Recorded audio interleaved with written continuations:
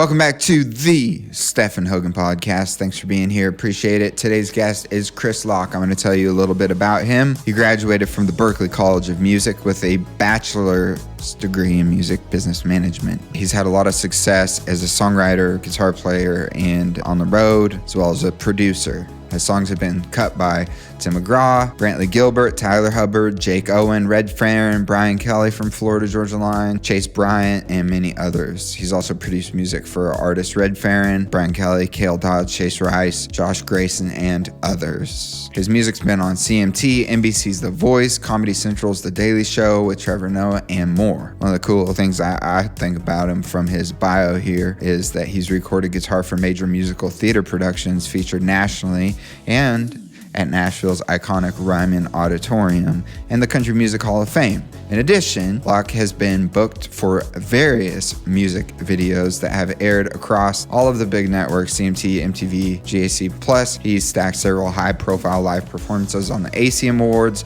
NASCAR, Good Morning America, The Today Show, The Bachelor, Dance Moms, and more. In his downtime, Chris likes to hang out with his family. We talk about it. He's got a 5-year-old daughter, Juliet. We're going to get into some really cool things today and talk about life, talk about him encouraging young artists to come to Nashville and pursue their dream and everything in between personal life and music business. My buddy Rocky, who is behind the camera, is not a musician, and he thought that today's episode was his favorite yet. So if you're not a musician, that's okay. We hope you enjoy it, and thanks for hitting subscribe, like, and share. Here is Chris Loocke.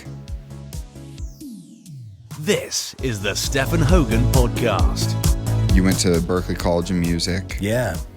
From a young age, I'm assuming you wanted to do music stuff, picked up a guitar. Always. I'm just going to make assumptions about you because I think that somehow I you got it. Yeah, and then you're like, man, do I go to music school or not? And you juggled the idea. Then you probably decided, pulled the trigger, went to Berkeley, or were you always fixed on it? So I wanted to go since I was 11. Wow, okay. So my dad was a bass player, and he played with a bunch of famous people growing up, or for me growing up, like Bo Diddley, Johnny Nash, a bunch of Johnnies, Johnny Paycheck. I think he recorded with Edgar Winter, a lot of like famous. So he was a serious player. Yeah, he was legit. In Houston, where I'm from. Oh, okay. So I grew up watching him, and I came to a gig when I was always a kid sitting on the amp watching, and all the guys in the band were my uncles, which like all my band guys are my kid's uncle now, Yeah. And his keyboard player or drummer, one of the guys, or both of them had gone to Berkeley, but when it was very strictly a jazz school, and they just said it was a really cool place to go, and it was just all music, and I thought it was a really cool thing. So I looked into it, and I told my mom the next day, I'm going to Berkeley, and so literally for next, that's I was crazy. already playing guitar and.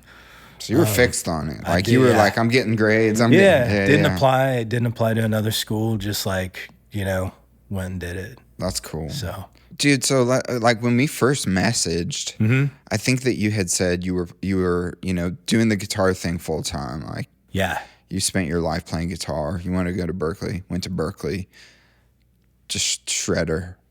And, I guess. Just a very talented guitar player that put you in a position to be able to do it professionally. And then somehow that moved into you getting a publishing deal.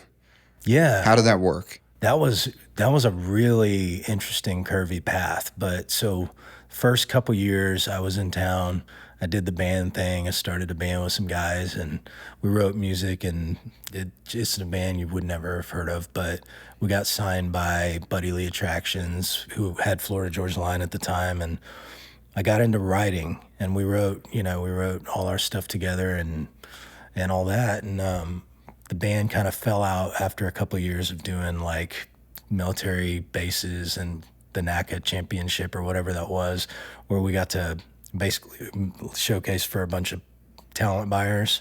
We got really booked up, and then, band just imploded and I stopped writing. So I got called for a gig that took me on the road, like my first bus gig, where, you don't even know how to open the bus door, or you don't know the etiquette of being on the bus and all that stuff. And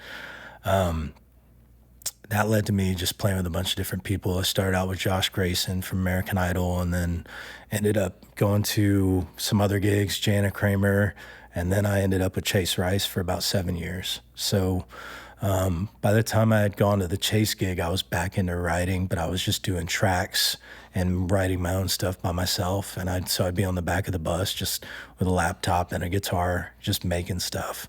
Very hip hop style, you know what I mean? Just making the tracks, stacking them up and not showing anybody. And one day I was at a venue, I don't know where we were playing with Chase, and I took one of the dressing rooms and I just went in the corner, and I would always do my thing with my headphones, and he popped in and he's like, "Dude, what are you doing?"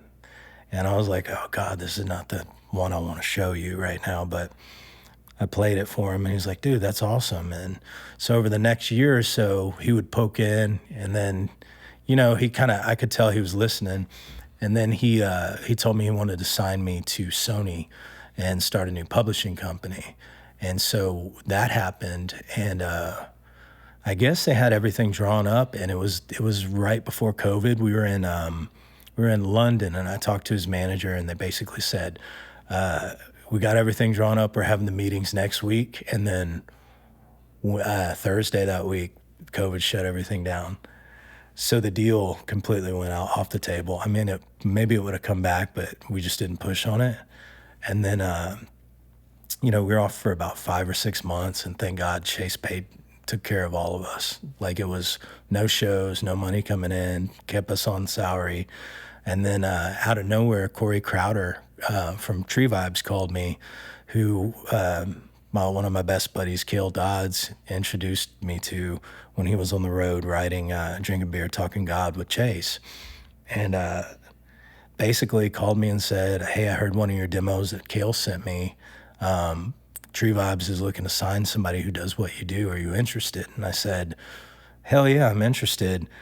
Like, obviously thinking I've been writing maybe once or twice every 3 months right now with somebody, because I couldn't get anybody to write with me. You know what I mean? So it went from this kind of manifestation of working really hard in my own mind, kind of saying, these are the things I want to do, and I'm kind of doing them, to somebody calling me, and then the next month I'm signed. And I literally, and I kid you not, like, my first official day, I wrote with T-Hub and Raylan and Drew Kennedy, and that song turned out to be a duet with T-Hub and Brantley Gilbert. So my first official day, I got a cut, which is something that never really happens, and I learned quickly that doesn't happen very often.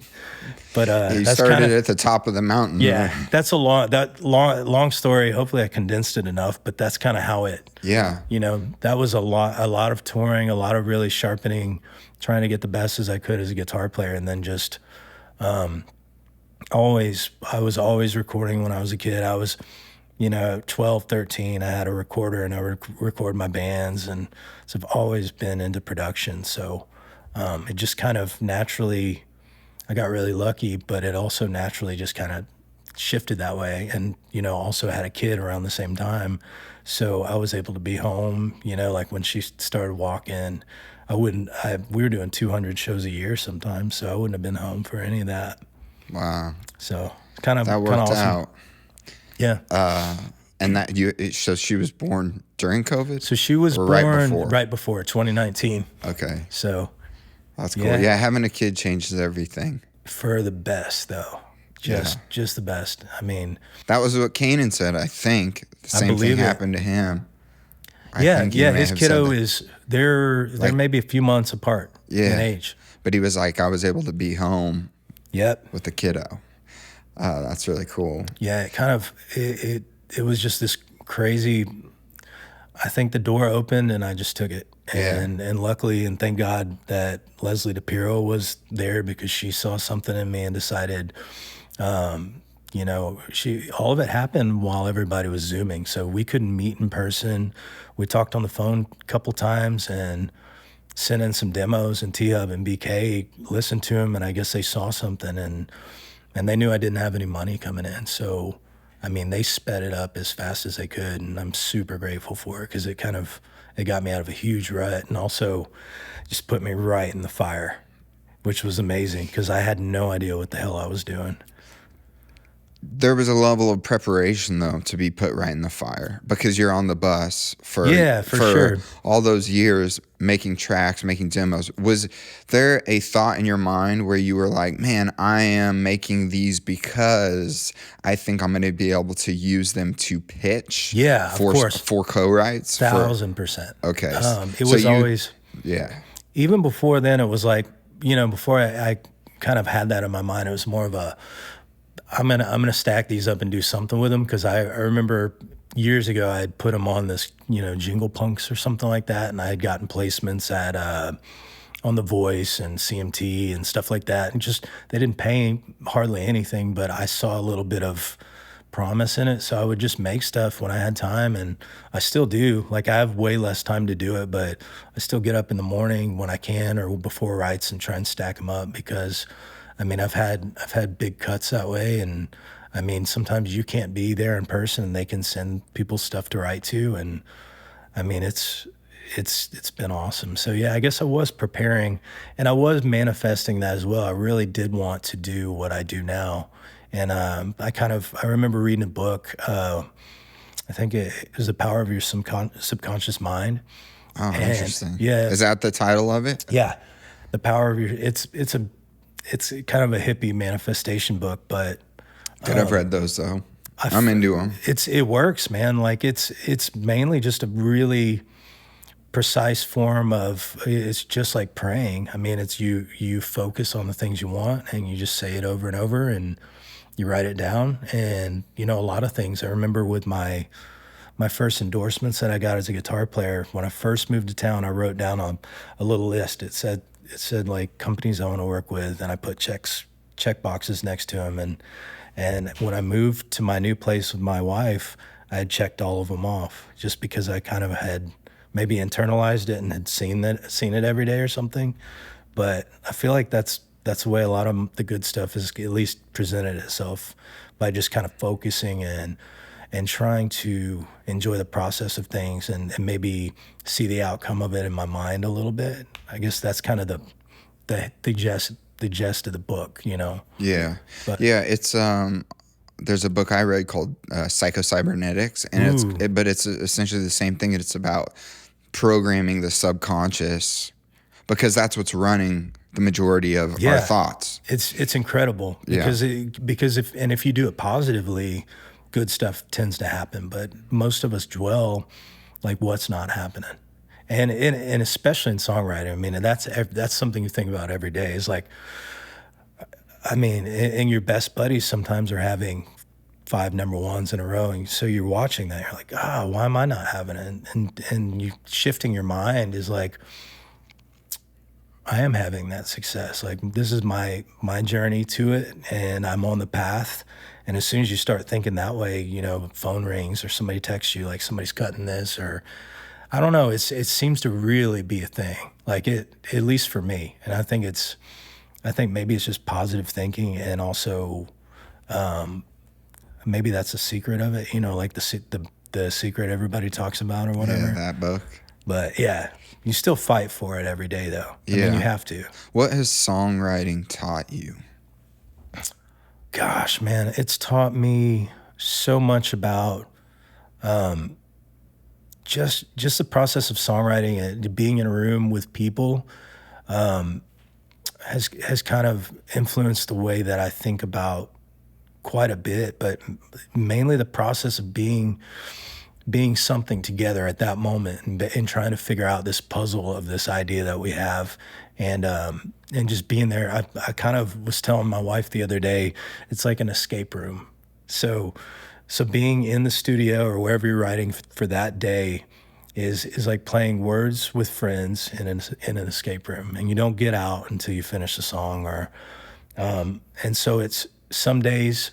I really don't have to write. Like I do tracks and I make the demos, but it's something that I like to do. So I get something going. I try to inspire everybody, get a vibe, or we, have something, and I make a loop, and then I go write. And I just try to wear whatever hat I can at that moment. Because some days you have 2 guys in there who are super vibing, and they're, number one hit top liners and you get a few words in, or some days those guys don't have the words and you have it. So I've learned a lot about, figuring out what hat to wear that day and I think that's really helped me in some rooms is just sometimes you don't always have to be this. Sometimes you need to just be that. And at the right moments, like, the midline of a chorus, maybe you'll have that whole line and maybe that'll unlock the escape room for you for that day. Or, it's taught me a lot about just being really patient and also trying to humor every idea that comes in and just really allow what happens to happen sometimes. So what happens on those days when you have the two top liners that you feel like you're not contributing a lot and they're vibing and you finish and you go home, but you're on the song, you were in the room, or maybe you did the track, I don't know. Yeah. But let's say you didn't even do it. Is there a level of imposter syndrome? So normally at this point I try to get in as many words as I can, but I mean there are those days where and I think everybody who does it, you just have days like that where somebody carries the weight of the song more than the other, Is there guilt there though? Sometimes, I mean, like it's kind of interesting though, because if you weren't there, some things, the song wouldn't have happened the same way. Because most of if you're actively in the right, you know what I mean? If sometimes somebody comes in with a whole chorus, you know what I mean? And it's like, that happened the other day. And I remember just saying, flip this line and land that at the end, and it changed the whole chorus. Then we wrote the verses, you know what I mean? So it just depends. I mean, sometimes you feel great. Sometimes you feel like crap. Sometimes you write a great song and you still don't even know it's great. So it's like, but imposter syndrome's huge for a lot of us, I assume. Like for me, just being in the room with half the people I'm in sometimes, I mean, even before writing, I feel that way. So it's how do you deal with it? I used to just get really nervous and just let it happen. And now it's like, just kind of, just tell yourself you're there for a reason. You're signed. I'm signed at Sony. I mean, somebody sees something in me that I don't necessarily see. So, Bubbles got me. Yeah, I'll get you. Those are good. But yeah, it's another daily struggle. And I think a lot of us deal with that because songwriting and music is such an emotional part of everything in life. You're writing about things and you're, I don't know. It's just, it'll hit you, but you also have to look at your path and see how many steps you've taken to get to that spot.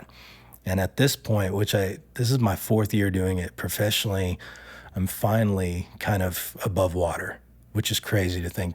I mean, it's, what does above water mean? So I feel like I can jump in and do everything I need to do. Like I can go in, I'll bring tracks in or I'll make the track, jump in, I'll write, sometimes I'll write up the whole chorus with somebody. Sometimes I'll write all the, some of the chorus melodies. I really feel like I can contribute 100% in every regard possible in terms of serving the song, like creating a vibe, having people in my studio, having fun, not worrying about, kind of put in the hours to where you're just not worried about the fundamentals. And so it's a really good spot to be. I remember, the early kind of days of me starting to do this, like once I had a schedule, it was insane. I mean, like I said, I was writing with people like Tyler Hubbard and Kanan and Corey Crowder, and all these people are major songwriters. And I had moments where I was like, oh man, I forgot to do this while I was recording the vocal, or like I just major little things that kind of end up being big at the end of the day when you go to sleep. When you're trying to sleep and you're like, you don't give yourself enough grace because you're in the fire, and you go from writing 3 or 4 times a year or a month sometimes to writing 4 times a week.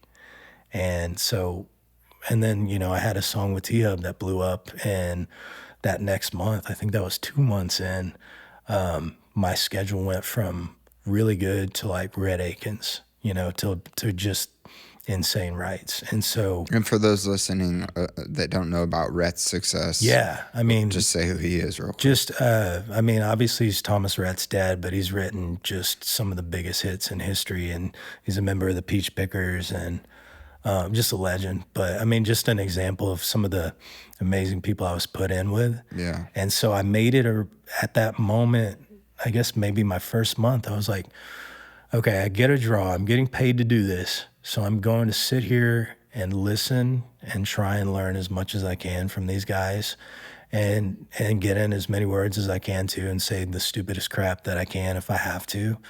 But doing that, I absorbed, like in the first couple of years, I feel like I really absorbed enough to where I'm really confident now. You know what I mean? But it was a scary couple of years.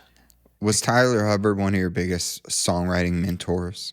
Yeah, I would say so. Tyler, Corey, Red Farron was one of the guys that I think Red Farron was my first write when I was at Tree Vibes with those guys. So we're still really tight too. And just watching these guys, like the way they flow, the way words come to them, I mean, just effortless, you know what I mean? And so it's a language, obviously, it's a muscle. Like a buddy of mine has told me, he's like, as soon as you start working it out, you understand the things start coming, and it's like, my muscle's finally like a little bit strong. So I'm kind of cool with it, you know? Yeah. Was there a day when you walked in on that, you said about 4 years before you felt like, all right, yeah, I feel comfortable. I can sit down.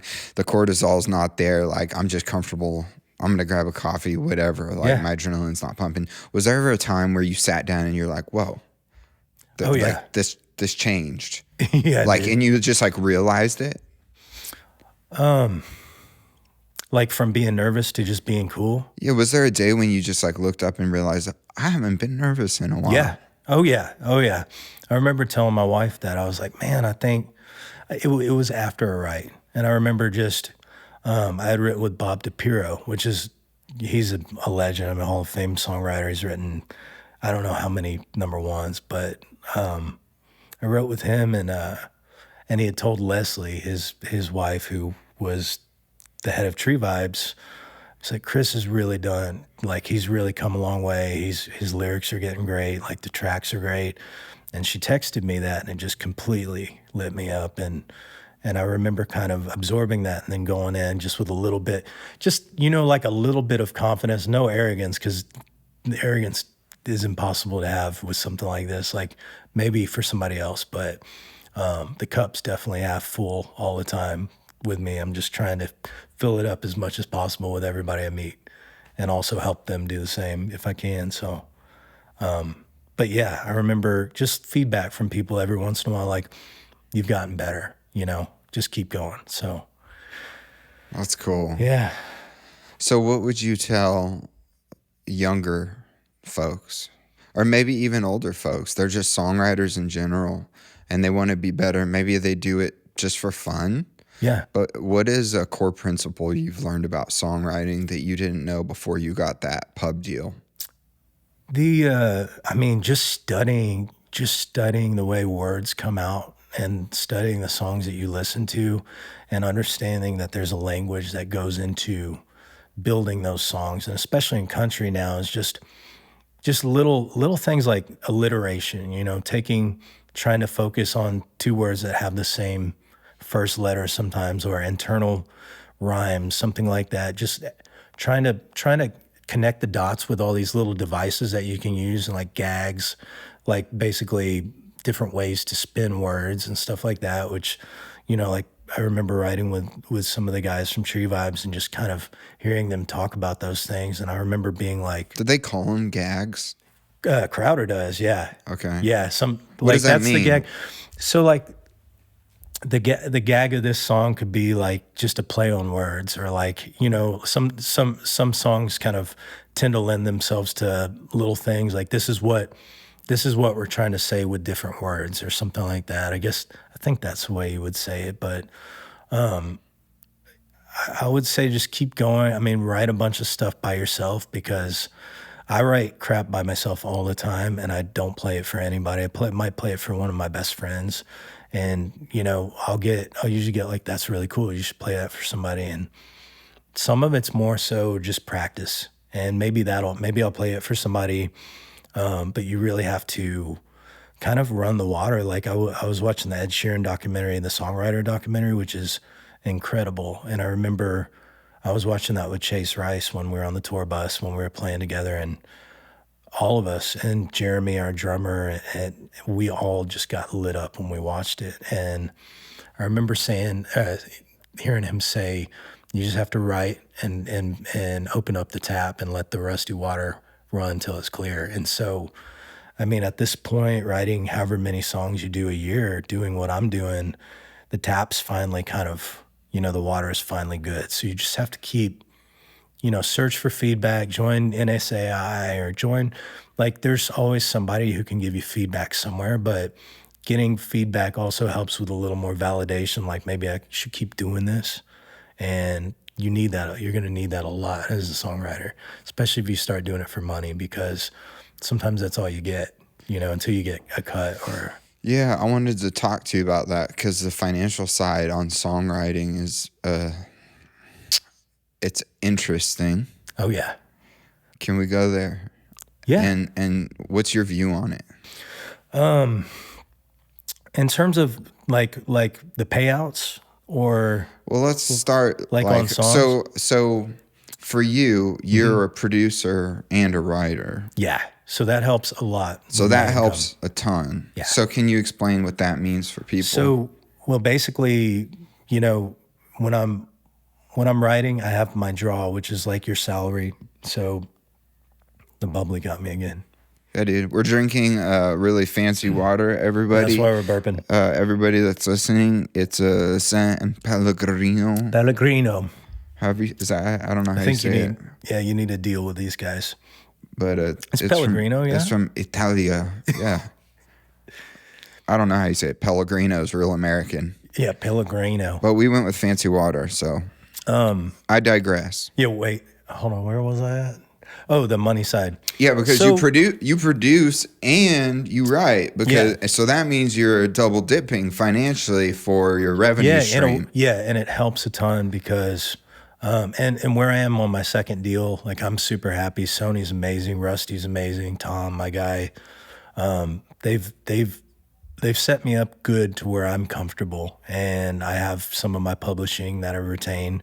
But with production, I mean, it's two separate jobs really. So I produce artists that I don't write with, and I produce artists that I write with sometimes too. So basically, if that demo that I do for that write ends up being something that the label loves and the artist wants to be a part of it with me, which is happening a lot more, we'll take that and make a master from it. So I'll end up getting my production fee and then a point, however many points on the master as well, which is huge. I mean, it's, the song could be gigantic in the next year. So that'll help you in the future. The fee always that could helps. be more than the publishing. Oh yeah. Yeah, it really could. Which is interesting because I think a lot of people should understand that the more tools you have in your bag, the better. Yes. So if you can come to Nashville and you have the ability to hop into a Dogg or Pro Tools, and you know how to produce tracks and play an instrument, and you can do melodies and you can songwrite. Oh yeah, man! The door is open. Anything you can do to supplement your talents. I mean, in your income. I mean, it's every time I see a weird instrument, I'm gonna buy it and try to learn it and try and make something to where I can produce something cool with it. But having those tools in your pocket, you may not want to call yourself a track guy or whatever, but there may come a time when it's more just an artist and a producer in a room. I mean, we don't know. I don't know how things are going to go, but being able to do that, I'm able to go and do a two-way with an artist or another writer, and between the two of us, we can write the whole song and do the whole demo. So I mean, that does the 50%. Is more than 33%. So I mean, it does help. On the songs that you produce, how often do your tracks end up on the master? the ones that get cut. Yeah. Right now, I mean, I'm trying to think of, a lot of them get used. I don't necessarily get production credit for them. I have in the past, I've gotten burned a little bit, which is crazy, which is pretty common in Nashville, unfortunately. But we can go a little deeper on that. Yeah, let's go there. But right now, I mean, I'm trying to think of, I've got a handful out right now that we're going to master or we're about to release with different artists that I've produced. So I think it just depends on how you do with the tracks, and I go very hard on them. So I spend way too much time on them on purpose because I want them to sound great. My name's on them. Even if you have a producer, I want it to sound good for whoever's listening to it, because even if the song wasn't the best, somebody's probably going to ask who did it if it sounds good. So I prided myself on really sometimes beating myself up over getting better, which a lot of us do, but I really try to turn in, even if it's something that nobody's pumped about, I'm still going hard on it. So, and that does help. And like in its own way, that leads to more success. And like, that's the whole thing. If you're trying to build as a producer, which I'm doing, that gets your name out there and gets you more clients, and it's cool. And not to mention, you're more proud of it when you work harder on it. So 100%. But so you said you've gotten burned. Oh yeah. I've had a couple. What would you go back and tell yourself before you got burned? Don't send the stems until you have some sort of agreement. You know what I mean? Or like, at least when somebody asks for stems, for a producer asks for a stem or an artist asks for a stem, just say, hey, let's figure out what are you going to use it for? Are you using it? A lot of them that I'm writing with right now are just using them for their live show, which is awesome. So then they haven't cut or they don't have a producer. So that's always cool. And that's one thing I've learned the hard way too, is always have that easy conversation before things get hard. You know what I mean? Before money gets involved or anything like that, just it's easy until the things start happening. So basically don't send the stems until you at least know that, you know, are they going to use this do they need the vocal to cut over and they want to keep the tempo right? That's fine if you want to do that.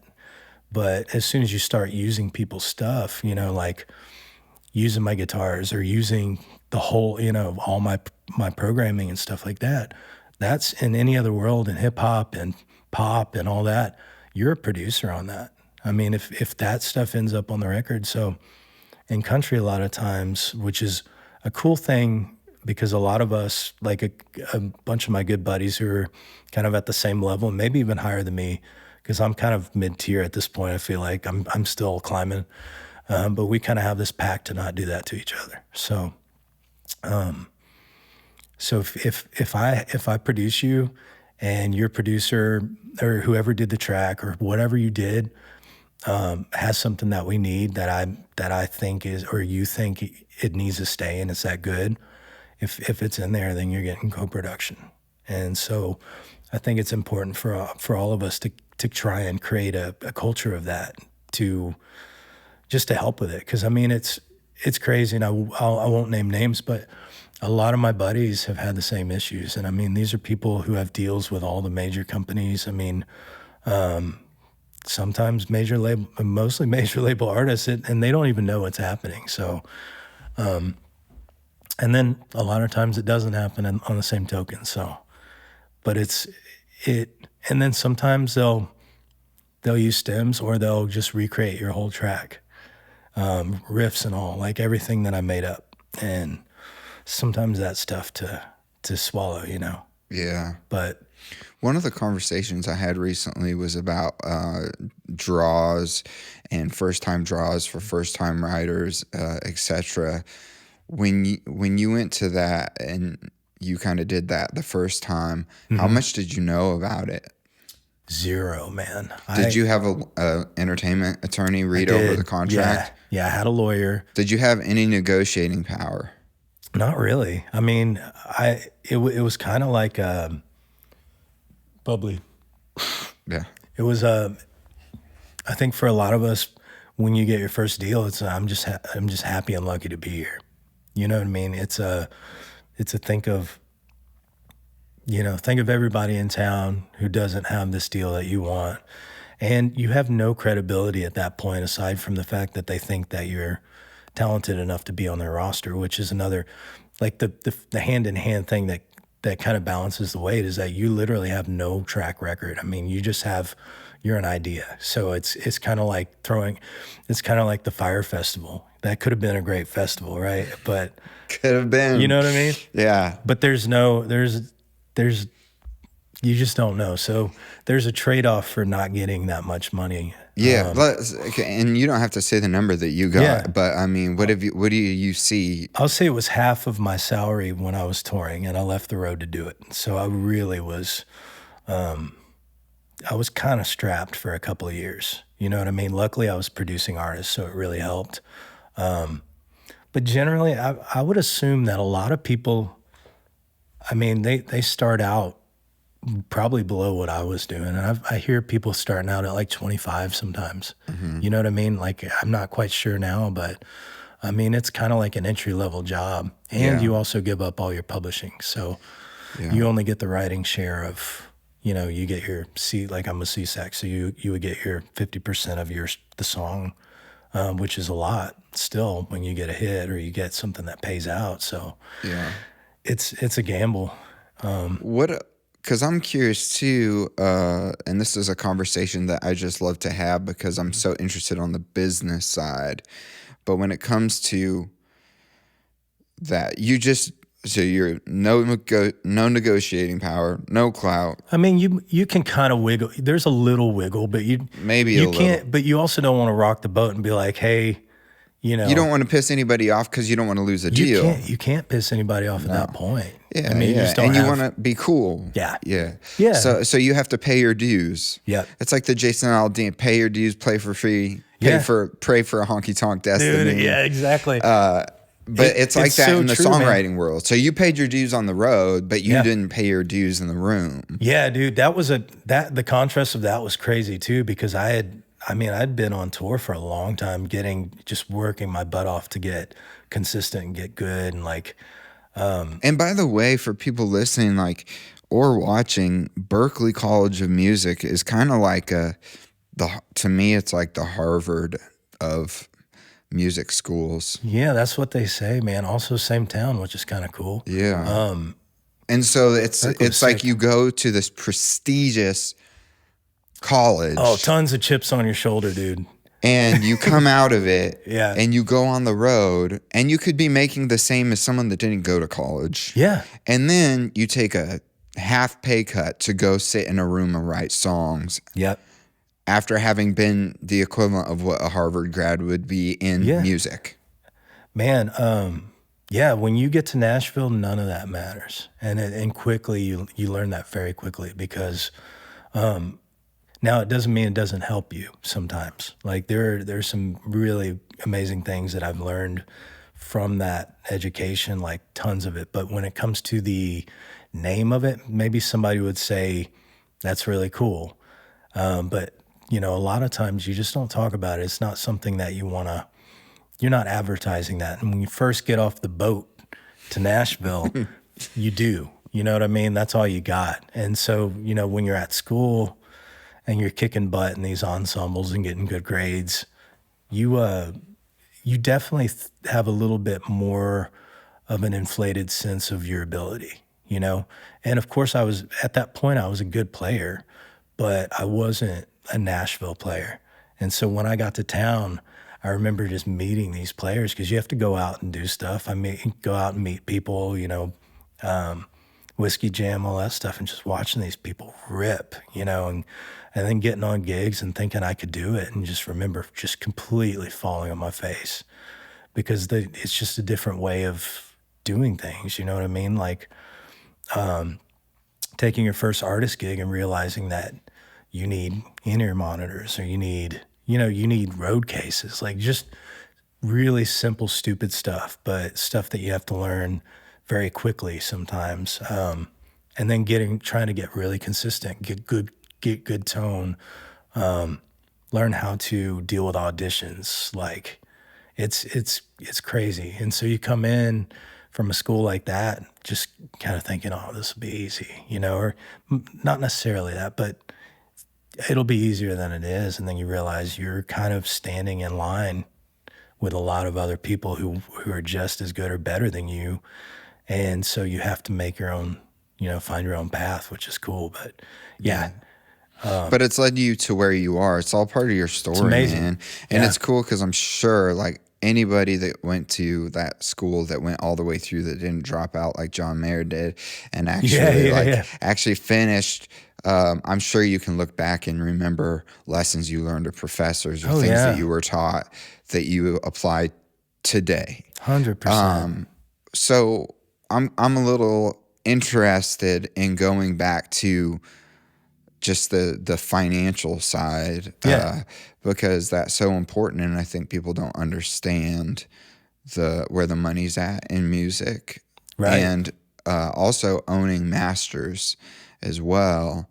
Can you talk a little bit more about that? Because you said you now own some of your publishing, which stood out to me when you said that earlier, because as we know and people listening now know, when you sign your first deal, unless you're who's the guy from Texas, Cody Johnson? Unless you're Cody Johnson, maybe some people start out with those deals with some, but if you have no clout, which is no negotiating power, they're going to own your publishing. When does the time happen where it comes up and you're like, all right, I can negotiate now? Yeah, this is my second deal. So that was kind of where it started. I mean, at that point, I had a single with Tim McGraw, song with Tyler Hubbard, Brantley Gilbert, bunch of other people. And so at that point, my portfolio, I guess, had been a little more stacked than when I started. So, and the things that I can do kind of grew from that as well. So, getting in and taking meetings and then doing writes with people from the companies, kind of, they probably see the things that I'm able to contribute as well as what they can contribute to what I'm doing. So that gives you a little bit more bargaining power for, like I made my publisher X amount of dollars in my last deal, or like maybe they came close to breaking even or something like that. So, which is very hard on a publisher, any deal really. So it kind of gives you a little bit more of a calling card to kind of ask for a little bit more, you know what I mean? And so with this one, I was able to get a little bit more. I'm working my butt off and I'm very happy. And I'm also getting half of my publishing with the way the deal is set up. So you get your writer side, half of your publishing, and then on your producer end. Yeah, and so if it was like a perfect storm situation where I got some master ended up producing and writing it, then I end up a lot better off than I would have been. So yeah, have the songs that have been the best paydays for you been the singles? Yeah, generally the singles are. I mean, everything else, if it's just Spotify, you're not really getting. I mean, you're kind of pretty bad off unless you've got master on it. Can we talk about Spotify a little bit and the DSPs? Sure. What is that like for a songwriter? Can you just throw down a number? Like I saw Snoop Dogg, he hit 1 billion, I think. I may have to go back and correct this number, but I saw a TikTok and it was like, he's like, I got 1 billion streams, like his manager told him. And he's like, so how much did I make off of that? And his manager was like $45,000. Yeah, so it's exactly that. It's crazy. I mean, so you could put as many or as little streams as you want and do that math. It's kind of, that's the way it is. It's tough. So you could have a song on radio that's a single as an artist, and it looks real glamorous on Spotify with the millions of streams. Yeah. But that's not where money is, and people need to understand that. No, I mean, that's why, people like David Israelite and all these, a lot of us are trying to fight for our rights to be paid for streaming. I mean, isn't it like .003 of a cent or something like that per spin, I guess, is what you're something what like you're that. bringing in. I thought it was .001, but somewhere in the It's something like that in and of itself. Anything after 2 zeros and a decimal point, you start. It's like cryptocurrency at that point. Yeah, it's insane. I mean, and so we're all shooting for radio singles. I mean, radio pays because that's the only place really to make money. Yep, is singles. That's what you're shooting, and I mean, and they're amazing little unicorns. You know, they're tough to get. How many songs do you have to write to get a single? I know your first time you wrote, but I mean, if you were to say like for every 400 songs I write, I get a single, or if you were to try to quantify it, would there be a number? Man, it depends on so many factors. Depends what camp you're in. What artists you have access to, who has access to you. Do you have this amazing song that somehow is going to get an outside cut? I don't think you can quantify it. I don't think there's a way to do it. Okay. I know Rhett Akins and guys at that level have the ability to send an email or a text the day of a write and be like, hey, wrote this. I think it'd be perfect for you. Check it out, Luke Bryan. And Luke Bryan can be like, oh, I love it. I'm going to put it on hold or I'm going to cut it. Dude, and that there's no shame in it. To me, that's the best way to do it. And that's the way a lot of us get things cut is you'll have I'm just thinking of yesterday writing something with Kanan and just thinking, who can we text this to? Or, and then our publishers will do the same thing. So you have like a little triangle situation sometimes, or a little couple, like the front lines of different ways to get it to artists, but you kind of have to have those little ways. But some guys have, as you get bigger and better, you get more phone numbers. So you just kind of, all of us are shooting for that. And I think it's great because, I mean, it shows you that it's happening still. And so as long as radio is happening and people are making money doing that, we're all going to be working hard to write. I mean, we're going to always try to write better songs, but we're competing every day. We're writing, and sometimes you get it, and it's super cool. So, and then sometimes you get singles that don't come out on the radio. I mean, and that happens a lot, and you can't control it. You just don't know. Have you learned to not get your hopes up? It's funny. Before I signed the deal, Hunter Phelps, a really awesome songwriter, was out with Chase, and he was giving me, he gave me a couple pointers, and he was like, don't get your hopes up for any song. Don't fall in love with your stuff. He's like, I've been burned too many times. And I was like, okay, I won't. Didn't listen to him. You just get, all you have is that day, and you fall in love with a song sometimes multiple times a week, sometimes once every 2 weeks, but you're writing with people who are incredible. I mean, like some of these people I write with are just the best, and you get that feeling like this could be something. And I do think a lot of us have stacks of those things that could be stuff, but it's just that kind of little snowflake's gotta get to the right place. Yeah, man. And it's very competitive because every other songwriter at every other publishing company is doing the exact same thing. And if you're thinking, most people write 3 to 5 times a week. So times that by who's on that roster, and then I added up over a year. I mean, that's a lot. That could be 240 songs if you're writing 5 days a week. Dude, that's a ton of music. So, that's a lot of hooks though. That's a lot of bait in the pond. And you get better though. I mean, also like you just keep immersing yourself in the culture of it, and that's what I'm betting on mostly right now is just enjoying the process, being grateful that I'm getting paid to do it, and also meeting and working with the best. I mean, these people are just so freaking good, dude. And I'm just an imposter some days. I'm just sitting here like, I don't know how I'm in this room. But do they ever say to you stuff like, man, this track's dope, and like stuff like that? Yeah, definitely. That's always something I shoot for. So when I'm making stuff, generally I'll get a brief, or I'll look on my calendar and I'll see who I'm writing with. I'll try and target stuff that sounds like their vibe, and I just try to make the best stuff I can. And so it's usually a really good compliment for me to take when you play the first thing and they jump on it to write. That's my goal.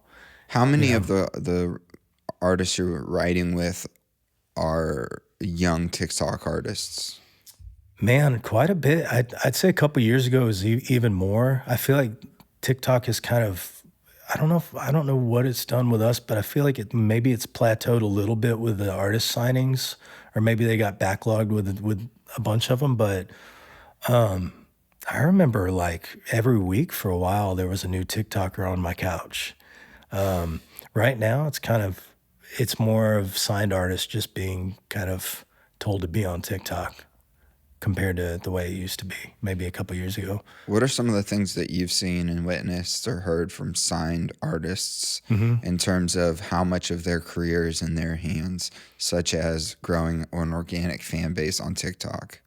Man, I mean, based on a lot of conversations, I would say most of it is in their hands in terms of, I mean, every label's different though. There's some really awesome people out there who are fighting, and I'd say a lot of them are really fighting and working hard for these artists, but the gate is a lot smaller than it used to be. So artists, that's one thing that they have. That's a key to get in that gate. And I mean, it's still a crapshoot, but I mean, you will blow up if something's good and you do it right. I mean, it's almost easier than figuring out the radio thing, obviously.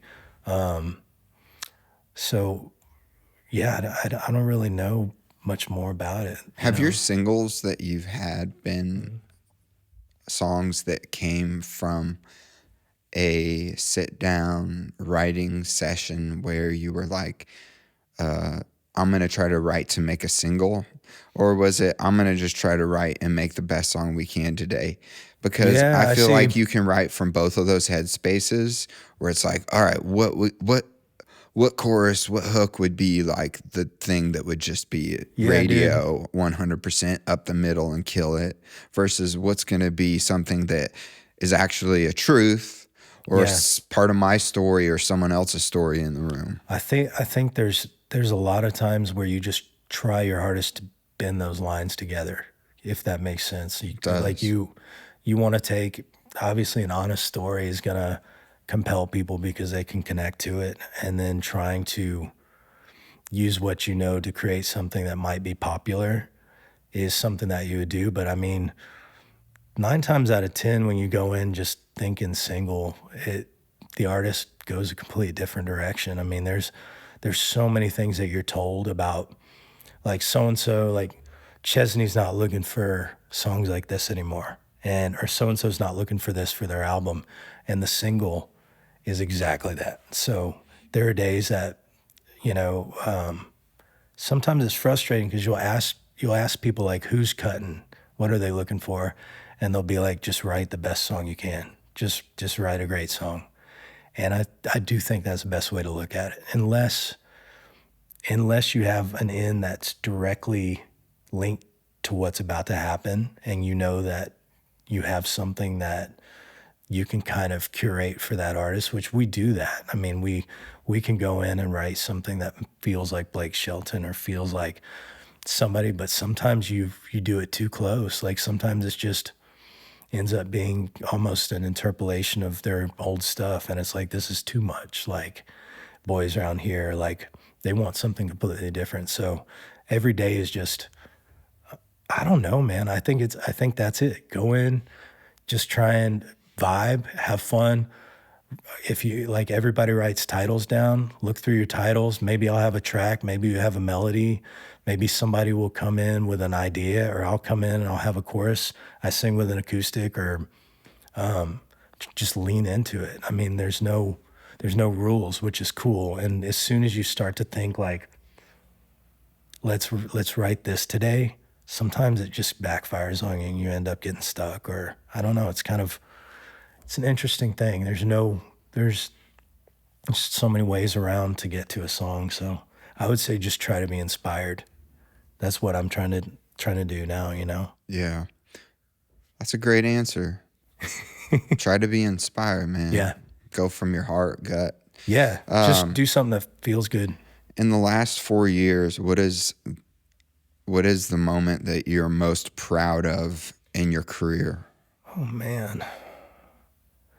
I think one of the things I was really proud of was getting the Tim McGraw and T-Hub single with T-Hub, because my dad was around to see it happen. And I think that has less to do with my career, but more to do with just my, my love for my dad before I lost him. And like knowing my parents were proud of me. Some of it is just that's so interesting that you say that. Yeah, more so. Yeah, I guess, Because, does that make sense? Well, I mean, we're dudes. Like, boys want to make their dads proud, Yep. And like my whole life, I always was kind of going down a certain path and wanted my dad to see me be successful. Wanted my dad to see me accomplish X, Y, or Z. Yeah, you just need there's something about it. You just kind of need to know that that they're proud of what you've done, I guess. Yeah, I mean, and they're proud of you anyway. Yeah, and that's especially if you're lucky enough. But the fact that for you to, when did you lose your dad? So 3 years ago, of COVID. Okay. So unfortunately, 2020, 2021 ish. Okay. So I lost my mom about 2 years ago. Oh man! But my dad's health's not good. And it's like, I was crying before this actually. Hey, it's like, are you going to cancel the podcast? I was like, no, I'm going to go do it. But it was actually a great release because I realized like lately I've had a lot of just like anger maybe. Yeah. But I don't know where it was coming from. It's natural, man. And then I realized today, right before this, I was like, oh, all this stuff that I'm stressed about and stuff actually is just because anger comes from sadness. And I'm sad because I lost my mom and I'm watching my dad pass. Man, yeah. And then I was like, I really hope my dad's around to see me have some success.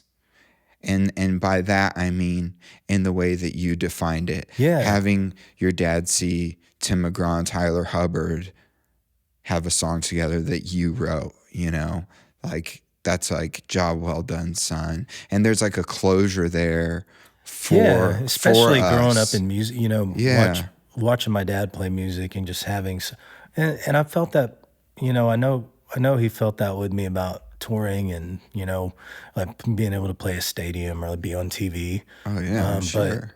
But it was a whole different thing. And I would say that's gotta be it, just knowing that was a thing, but yeah, and now being a dad, just thinking about it is like, I'm proud of my kid all the time. So I'm assuming that even if I was on the side of the road, as long as I was, well, probably not that, but like just living life with no direction. Yeah. They would still find something in there that they would be proud of or love me the same way. So. How old's your daughter? She's 5.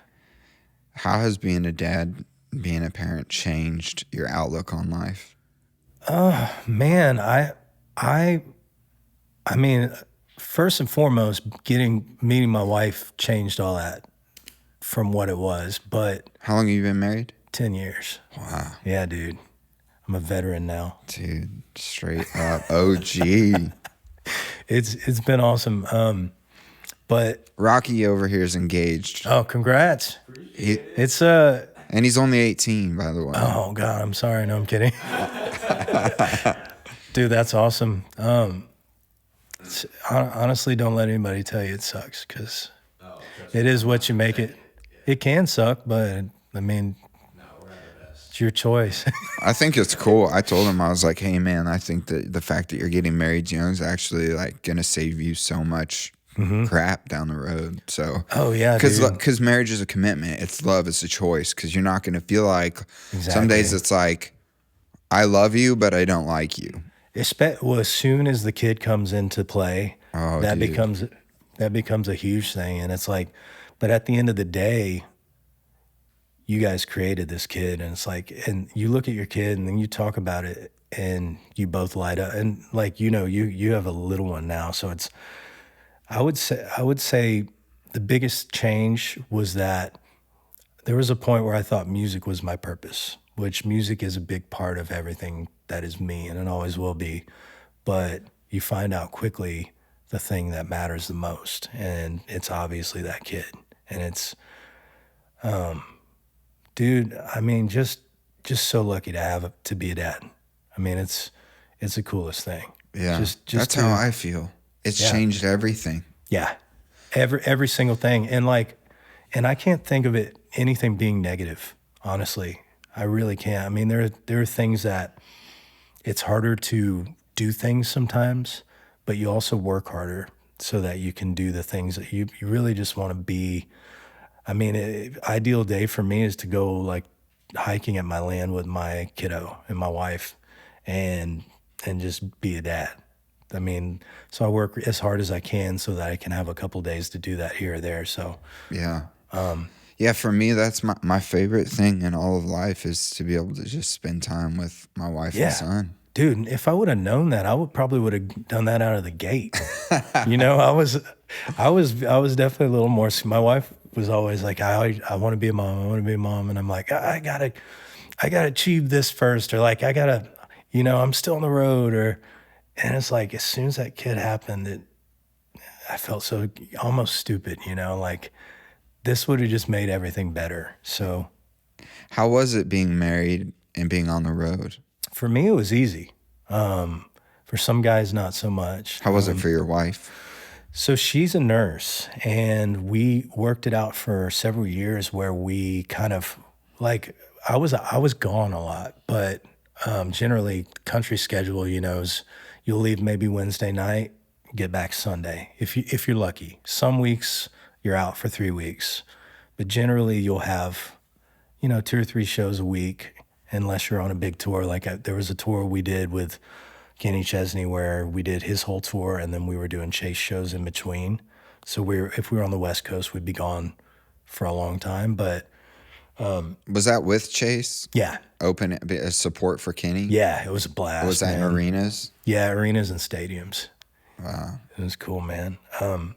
But with her, she did night shift and weekends. So, and that was a conscious decision that she made. And so basically, while I was working, she was working. So that's cool. She was off Monday through Thursday usually, or she would be home when I was home. So we were able to kind of maximize that. And then luckily when the kid came, my schedule had changed already for I had about 6 months of touring, and then, so my last run of touring was in London, which was cool. Oh, how cool, man. At least it's something, Yeah. I didn't play last North Dakota for my last show. No offense to anybody out there, but no, I get what I mean? Yeah, you want to go out with a bang, man. Yeah. My buddy's last, he had never played the Ryman, and his last gig with the artist was playing drums at the Ryman and stuff like that. But yeah, that's cool. And I'm a big advocate of marriage and having kids. Yeah, because it makes you not so selfish, and it does change things, and it changes life. You just can't be selfish. I mean, you can try, because it happens. I mean, we're naturally we're all kind of selfish, right? But you just don't want to be, though. Mm-hmm. There's just something that takes over. I guess it's just that natural dad that comes out that you don't even have to worry about. You just do it, and I don't know. I don't tend to dwell on things as much. I just want to make sure that she's taken care of, that we have a roof, that we're good, and honestly, it's more inspiring because when I do music, I'm all in for that, and then when I'm not doing music, I try my hardest to be with them, which my first couple of years of that I just couldn't do. Like I had to immerse myself so much in trying to learn how to function in this new world that I was kind of working. I mean, there were some weeks I was definitely working 7 days a week, just trying to level up and trying to make everybody happy. And so in keeping going back to the 4-year thing, I finally got it to where, I'm able to mostly turn everything around pretty quick. produce people around in addition to writing. And then I try to at least take a day off or 2 days off a week, even if I have to go in after the kid goes to sleep and work on Saturday night or something like that. But that time is just never coming back. So Yeah. That's what I have to remind myself because they grow so fast. Dude, yeah. Everyone says it. Just wait. Yeah. Everyone says it. And like I'll run into old people and they'll be like, hey, it's gonna grow so fast before you know it. It's just always, it's a whole song in itself always, man. Yeah. Has that made your writing deeper? Like, can you access a new level? Yeah, of course, man. I would say you just have a whole new, it's kind of like when the Grinch's heart grew in the movie, like your heart just grows. Yeah. And so you have new emotions, new things that you can attach yourself to as a human. So, I mean, it always helps, especially when you get in there and there's another dad or mom and you don't write a song about that necessarily, but you have a connection and and when you do write songs about it, I mean, they're real. So anytime you can write something real with somebody, it's awesome. Yeah. As a collective, you and the songwriting community, what is being done to affect that streaming that we had talked about earlier? What are you guys doing to try to I'm trying to figure that out myself. I know that, I think the guy's name is David Israelite, right? Have you ever heard of him? Sounds familiar. I don't know if he's a senator or someone kind of high up in politics, but he's been leading kind of a force against, to figure out all the streaming changes that need to happen. And so basically a lot of us are just jumping on the bandwagon with that. It's more of a thing that just needs to come from the top down, I think. I mean, I can't think of you can't stop writing. I mean, it's my job, and not to mention, I don't really know what else there is to do aside from hopefully maybe bigger artists will get involved with it. Yeah. I think that might be one way to do it. Like, I would say the people who make them the most money have the biggest pull, So what does that look like for them? Can they band together and create a change, or is it going to be like a law or a governmental situation? Yeah. I don't know. Dude, it's going to have to be something on the legal level, I think. I think so. My idea is this. Want to hear my idea? Yeah. You know how on do you have Amazon Prime? Of course. Okay, so like if you have it on your TV, you have a smart TV, and a new movie comes out, it's $19.99 to rent it. Yeah. Or you can wait and it'll drop and then it'll be like $5.99 in a couple months. Mm-hmm. And then eventually it might be like $3.99. But my thought is on DSPs or Spotify, let's say Taylor Swift drops a new record. If you want access to it, you have to pay the $19.99 or the $15.99 to access that. So basically catalog. That's my idea. Addition to the stream, right? So you could you can have access to old releases, and then you pay for new, or you pay. You're correct. Like a la carte type situation. Yeah, maybe? Almost like what you would have done on iTunes. Yeah, I mean, I feel like people would pay for stuff if it was set up, because most people I know care enough about the arts to do it. But it's a greedy situation. I mean, it goes so deep, and it cuts us a lot of us obviously very deep. So.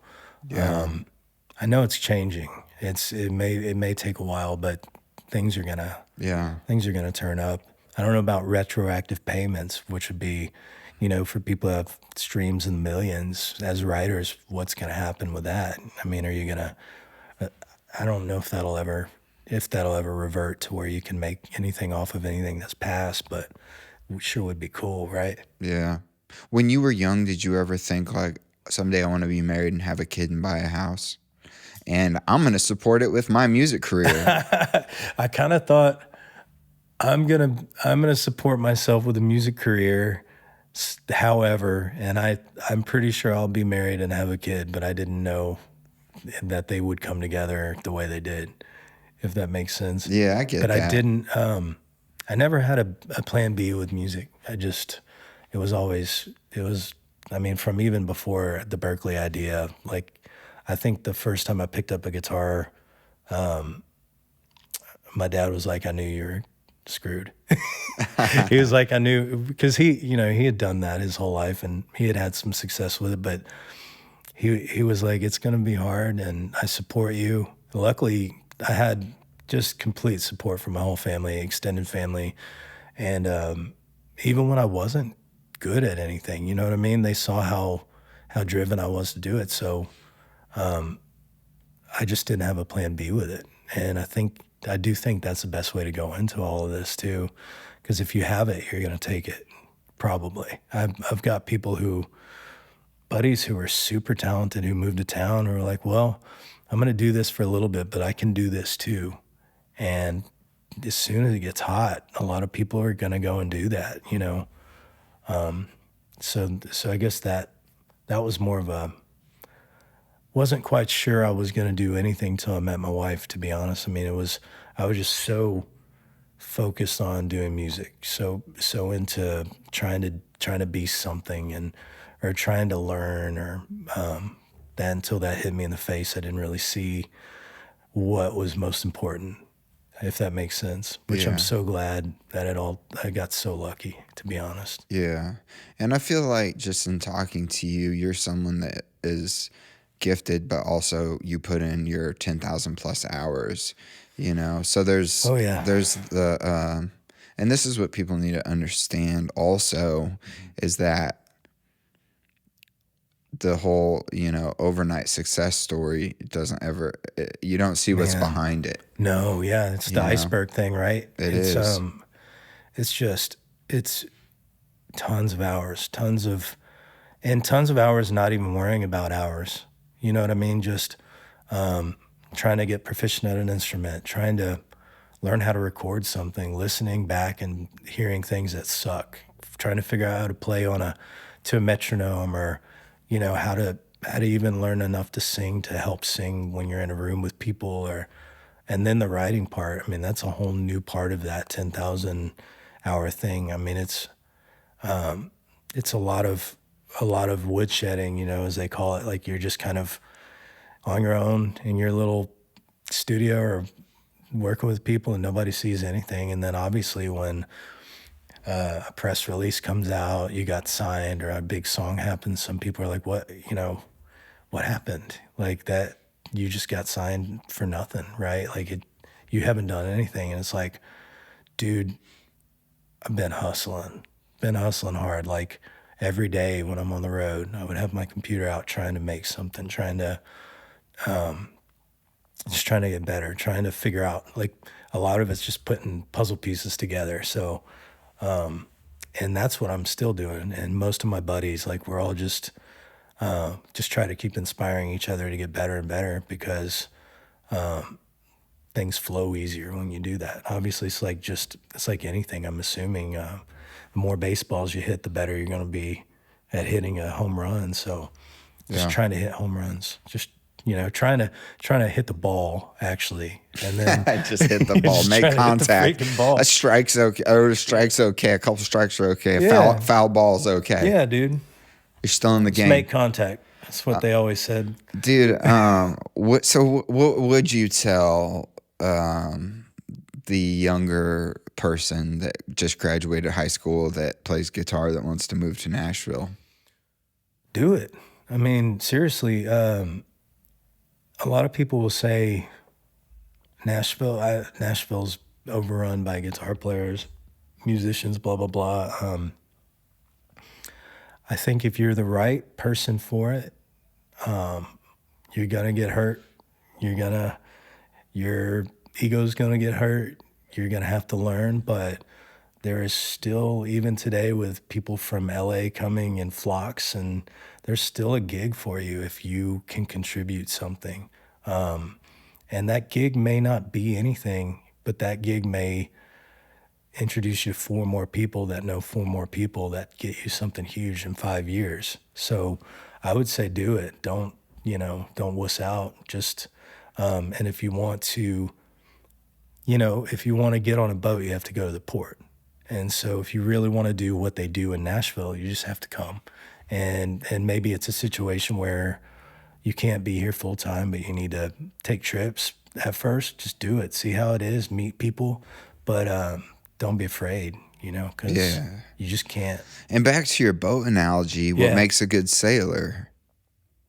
Not being in port, being in a storm. Oh, there you go. Yeah, exactly. That's what makes you a good sailor, is going through it. And, I would say that is a good way to look at it, because you kind of have, a lot of it is just mitigating issues and figuring out, getting better is just figuring out how to, compile your list of things that you do well, and also remembering not to do something the same way, especially with touring. Like a lot of times you're playing the same show every day. So like in Chase's show, I remember we would kind of, most of it was scripted in terms of like, this is our set, we'll change things up. And then these are our 2 or 3 songs where we get to improvise or we get to do our own thing. So some of it is like, don't make that mistake again. Like try not to worry about your mistakes, which like I remember when I first started touring, every time I messed up, which you're gonna mess up, dude. The best players in the world mess up. They just handle it a complete different way. I remember just being like, I don't know if I can cuss, but anyways. Cuss. You can cuss. I was like, shit, my whole night's freaking ruined. It's the first song, and it just snowballs into this thing where you're just like, self-deprecation. Dude, it's so bad. I was like, oh, no, damn it. Like I played this song 100 times. I know this song, but you get into your own mind where you're kind of, and you could be in an arena full of people and everybody's not worrying about anything you're doing if you're just doing what you do. But you think everyone's focused on you. At that moment, you're in your underwear. Yep. You know what I mean? And so for the first couple of years of that, I was like, why do I keep messing up? And not that I was losing gigs, because I was on the same gigs, but like, why am I dwelling on this stuff? So I remember talking to somebody who was kind of a veteran, and I remember watching them and asking like, how do you play so freaking good every night? And he's like, you don't see when I mess up because I just move on. And I remember that kind of hit me, and I was like, if I mess up from now on, I'm just not going to worry about it. Like, shit happens. And I swear to you, as soon as I started thinking that way, I stopped making the same, like my mistakes. You loosened up. Yeah, my mistakes ended up just being like, I slid to the wrong fret, rather than like I put a capo in the wrong place and played in the wrong key, which happened one time. That's the worst. That's so bad. Dude, Victor Wooten says you're only a fret away from being on the right key. That's the jazz way of looking at it too, dude. right? Yeah. Yeah, as long as you can go. Yeah. But yeah, I mean, it's just, it's kind of like anything in life. It's like, how do I get better as a person? Is just try not to make the same mistakes. Yeah. Because you can give yourself grace every day with what you do, as long as you're trying to do something, just try to learn from it. I mean, so. Yeah.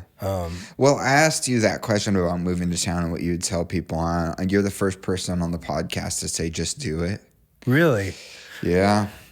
Do it. I think it's cool, but I think what's going to separate it is the person that can do it, number one, but the person that can go to sea and not quit being a sailor. Yeah. Because people lack grit and they lack discipline. They lack persistence. And what I've heard all day in our conversation is someone that has been persistent, someone that has been on the road trying to better themselves, trying to better their craft, trying to get better at producing, trying to get better at guitar playing, trying to learn how to sing, going to school to be doing this. And I think people need to understand that that's a mentality that you have to have for success. Yeah. Music or otherwise, it's showing up when other people are not gonna. They're going to try it. Maybe they're here 2 years and they're like, oh man, Nashville sucks. And they move home. Yeah, dude. Well, then you're going to be bumped up because how many people come here and try it and leave? And it may not be for you. It may, you know what I mean? Like you do have to be, like you have to have some sort of like gold nugget or something, a shining something that's going to work. Like not everybody's going to make it. Like you still should move here and try. If you're self-aware. Because you may be that person. I mean, it's, but yeah, you have to consistently strive to be consistent because, dude, like you're going to wake up feeling like crap. I mean, there's days like you get so excited about things for nothing to happen sometimes. And so it's more so falling into the trap of like worrying about success is taking you out of just the art of doing anything. Like music in itself is like, you're trying to get to the top of something, but you're also trying to figure out how to express yourself. Like, what is that? How do I express myself and also collectively do that with other people and create something that will help people? I mean, I think you really do have to bust your butt because somebody's always going to be working harder. And like, there's somebody out there who's doing what I'm doing, practicing right now. And so, if you come to town just waiting on the phone to ring, it's not going to ring. And I mean, I've beat down a few doors trying to get in, and you kind of have to do it.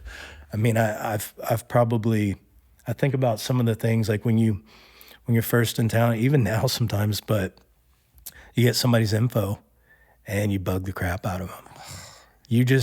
That's a rookie early mistake. It's a rookie move, man. But there's something in it. It obviously annoys the crap out of people sometimes, but every once in a while you're going to find that person who remembers being in that situation. And if there's something they can offer you, even if it's just a coffee, like that might get you to, you just don't know. Like that's happened to me. I mean, I've also not heard back from many people, Yeah. But that's also when I came on a trip to Nashville from Berkeley, right? I was actually gonna move to LA because it seemed like it would have been better for touring at the time. And I did this Nashville trip, which was amazing, and got to meet Vince Gill and a bunch of people. They did a private tracking session for us. They did a whole song, and we got to be in the studio the whole time. Did you play at Vince's? Did you go to his studio at his house? No, it was at the tracking room. Oh, okay. But it was incredible. And Josh Leo, the producer, did a little panel, and I remember him saying, he was talking about Emerson Drive. He was like, 11 other labels told them no, 11 other labels and producers, and sorry, this stuff got me good. Italy's here with us. Yeah, but he was like, that 12th one was me, and they had a big hit right after that. So it's kind of like you just have to keep throwing darts out there, man. You're gonna hit something. I mean, it may not even be what you think you're going to do. Like, I wasn't sure what I was going to do. And my whole goal was to just be on stage. Yeah. That's how it's been for me, man. Yeah. Like, I moved here as a songwriter, artist, guitar player. Started playing early. My dad played. We have that in common. That's awesome. Now I'm podcasting. And it's had I never done the music stuff, I never would have been able to sit down with musicians to talk about music stuff. Yeah, of course. So it's like, it shifted, it changed for like what I'm doing, but I actually enjoy this more than the idea of ever having to be on the road like constantly. The road's hard, man. The road is. And all my buddies that are on the road are like always considering getting off the road, especially if they have families. Yeah, that's the biggest. I mean, if you're a single dude, you could always be on the road. I mean, and I would assume mostly dude or girl, obviously, but you just don't have things at home that you really need to tend to. You can't just be gone forever and expect your family to be there. So, but it's cool, yeah. So doing that and sticking it out has led to you having this amazing thing and this platform that you've created for yourself. So, I mean, it's just, and it's like you in songwriting, kind of. Yeah, like I don't know that you were. As a kid, you wanted to go to Berkeley and all that, but I don't know if you were like, I want to be a hit songwriter. I wanted to be a hit producer. Okay. And that was my last question, because I want to know, because that leads into my last question. You wanted to be a hit producer. My line of question to that is, where do you see yourself in 10 years? I see myself there. I see my hippie manifestations. Like, I have my stuff I write out every night that I say to myself, and it's like, aside from having perfect health and a happy family and being a good dude, it's just like multiple number one hit song producer, number one Billboard song producer, X amount of number one hits as a songwriter, 2 Grammy Awards. And yeah, because one show, like, you need 2. yeah, The first one's like, okay, cool. But the second one's like, oh, he can do it. I'm kind of hoping if I ask for 2, maybe I'll get 1. Oh, nah, dude. But those are things on my list. Like Yeah. that's what kind of keeps me focused, at least, is kind of having these things that I'm trying to manifest, and when things get hard with it, try to focus on that so that kind of negativity doesn't completely take you down. Because it's hard. It's not even being at the top level. Being signed by one of the biggest publishers in the world. You still have really hard times because it's just hard to get it out there, and it's also those great songs don't happen every day. So yeah, so it's interesting. That's interesting Yeah. you say that. Because I wonder if when you get to that point, the horizon's going to get pushed out further. I think so. I think it always has for me, at least, and most of the people I know who are kind of like me. You're always kind of chasing the dragon, maybe. Yeah. You know what I mean? You're just kind You of. are. And I don't think it's like a dopamine thing. I think it's more of like, what can I do in this world? Like, what can I, and maybe some of that will be mentoring or giving back at a certain point, or trying to help other people, or maybe that'll shift to me not being so hardcore about doing what I'm doing now, and kind of creating something for that very reason. But yeah, I don't know. Dude, it was weird when we were sitting down, probably like, I don't know how long we've been talking, but probably 30 minutes ago or 40 minutes ago. I was like, I want to ask that 10-year question. And I imagined you as an old dude having accomplished that. But as one of these OG Nashville guys that is very gracious, kind of like events. Oh, dude. Because you get to the point where it's like, you can have so much success, but to be able to pass it on is a beautiful thing. It's very important, in my opinion. It's so important. And I think that even in this podcast now, like just us talking, for people that are on the journey and people that want to really do the thing, to hear your story and to understand that there's no A, B, C, D. It's not a straight line to get to where you are. I think it's encouraging, and I feel like just the fact that you said yes to being on this podcast and coming here has been cool, and you're giving back in a way that I think you'll continue to do throughout your career. And I'm sure even with some of the younger artists in the room, because they're now learning from you. They're flushing out their rust. Dude, you're right. With you, man. And that's a really cool thing when you kind of see that full circle. Yeah, totally. So that's something worth acknowledging, man. Even though you're not at that horizon line of 10 years and with the 2 Grammys, but like taking the moment to be like, man, I've had these huge cuts with huge artists. Yeah. What would the younger me think? Yeah, dude, totally. And also on that same token is just offering any advice that I can. Like when people ask me stuff, the people that have helped me the most have shared, like, dude, how do I do this with a vocal? Or like, like a huge mixer buddy of mine literally is helping me get better. You know what I mean? Like just things like that is the best people that I've met in town always will share, because A, they needed help at one point, but B, you're not them. And if you're confident in yourself, you'll realize that knowing the same thing doesn't always mean doing it the same way. So, and you can also always offering to help, always help, man. Yeah, help. I would say that too. Yeah. And you can sense when someone truly wants help. Yeah. Without an agenda. You know what I'm saying? Of course.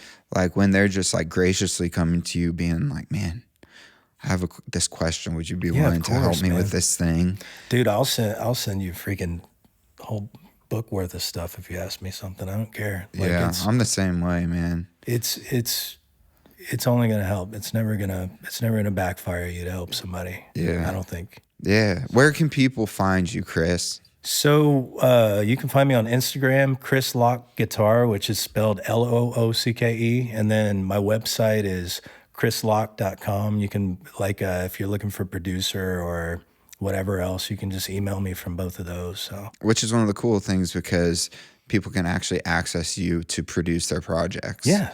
Which is great, and people listening blast, should know dude. that. Yeah, I do tons of independent artist stuff. So, and the cool thing with that is the rates are different, and just get to jump in and I do things kind of to budget with some people too. Like I'll play everything and mix it if I have to.